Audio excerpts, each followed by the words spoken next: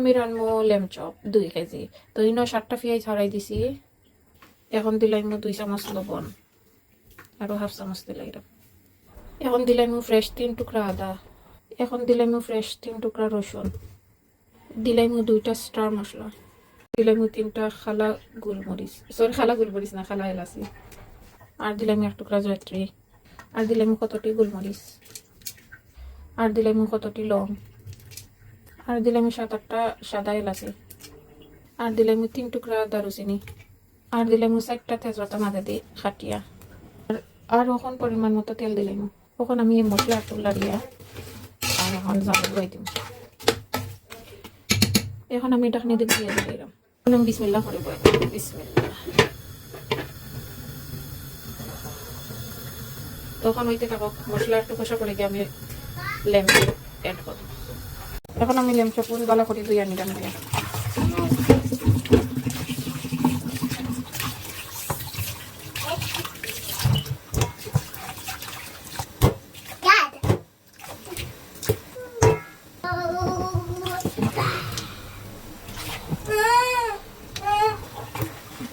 আমি 3-4 বার দুই আনিছি গিয়া। আমি মশলাটা একটু লাগিয়ে দিব।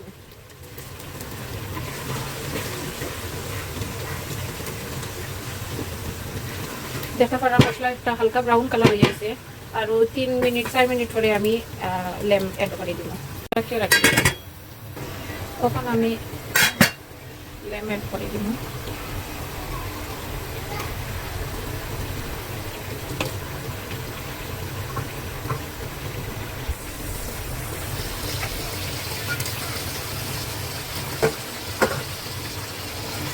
এখন আমি ভালো করে লাড়িয়া দিয়েছি। আর এখন সিদ্ধ হওয়া পর্যন্ত আমি বাড়ছি। এরপরে গিয়ে মশলা দিলাম, সবটা মশলা। তো ভিডিও এনজয় করে তার সাথে থাকো। এখন ডাকে রাখি মাশাআল্লাহ, যে সুন্দর কালার আইছে। আর এখন খুব ও পর্যায়ে আমি দিলাইম সকল মশলা। কালারটা আরও সুন্দর লাগে। আমি ও পর্যায়ে আমি একটু মিল্ক দিলাইম, পিসটাকে দিলাইছি একটু মিল্ক, কালার আরও সুন্দর হইবার লাগে। এখন আমি লাড়িয়া দিলাইম।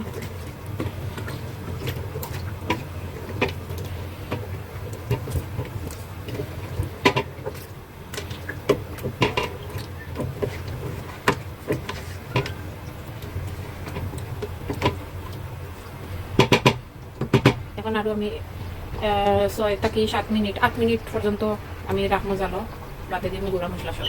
এখন ডাকে এখন আমি ওর পর্যায়ে মশলা দিলাম। দেখা পারা মাংসটাকে তেল চাড়ি দিতে হলুদ দিলাম 1 চামচ আর আধা চামচ, কারি মশলা 1 চামচ আরও 1 চামচ, কম 1 চামচ, জিরা হইল কি 1 চামচ আর জিরা 2 চামচ, গরম মশলা হইল কি 1 চামচ আরও 1/2 চামচ, আর দিলাম 1 চামচ ধনিয়া আরও 1/2 চামচ ধনিয়া। এখন ভালো করে মিক্স করার পর একটা করা মাশাআল্লাহ, যারা যারা দেখবা তাকে বললাম আমার বাড়ি মাশাআল্লাহ করবা। আমার তরকারি খুব সুন্দর হয়েছে মাশাআল্লাহ। এখন আরও আধা ঘন্টার মতো আরও জাল চাওয়াই অলরেডি আমার হয়ে গেছে। আমি ও পর্যায়ে দিলাম গরম পানি।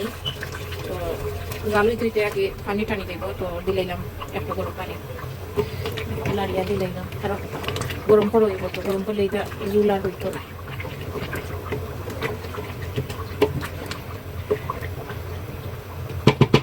আর 5 মিনিট পরে আমি এখন 6-5টা কাঁচামরিচ দিলাম